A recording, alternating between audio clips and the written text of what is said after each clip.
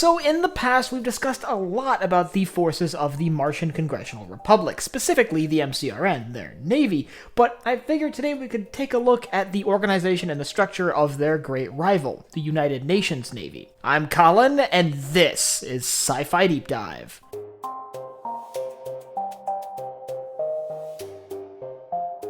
Remember, if you enjoyed this video, to head down below and hit that subscribe button. So, like I mentioned, we've discussed in the past the organization of the MCRN and the way the Martian Navy functions within the Expanse, and today let's give the similar treatment to the United Nations and its fighting force. For those of you who don't know, the United Nations is the government that controls the entirety of the Earth, as well as its moon, Luna. Like Mars, the UN also maintains control over several small moons throughout the outer planets, usually in the form of small installations on the surface of these moons and not the entirety of the celestial bodies. But with such a scattered territory, how does Earth actually maintain control of these claims? Well, they do so with the United Nations Navy. So let's just jump right in with fleet organization. The fleet composition within the UNN actually seems pretty similar to the fleet composition within the MCRN. So both navies have a home fleet with the primary objective of defending their home world. The MCRN's home fleet is defending Mars, while the UN's home fleet is defending Earth. On top of that, the UNN also maintains a Jupiter and a Saturn fleet, prioritized with maintaining control within those regions of the system.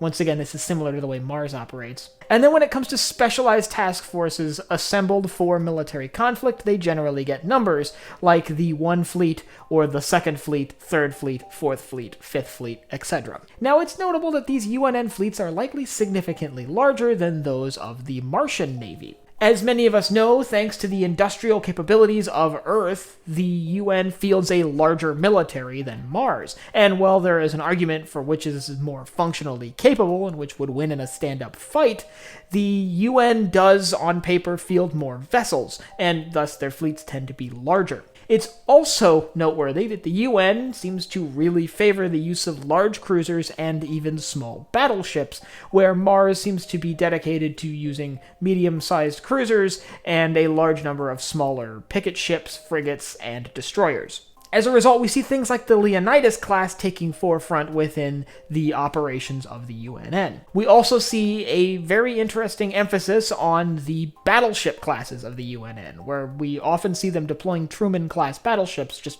really willy-nilly. And this once again comes back to a resource imbalance in between Mars and Earth. While Mars can only afford to build a handful of Doniger-class battleships, Earth can afford to field a larger number of their Truman-class dreadnoughts. This can be seen in a very visual fashion on screen when we look at the fleets defending the ring gates against Marco during his attempt to breach the ring gates, his successful attempt. The gates are guarded by a single Doniger-class battleship as well as a pair of Truman-class dreadnoughts. This just shows that when it comes to resource dedication, the UN simply seems to have a larger fleet of heavier ships. Another interesting thing to note is that the UN seems to favor the use of railguns a little bit more than Mars. Now, both factions deploy railguns on a lot of their warships, however, they're on nearly everything fielded by the UNN.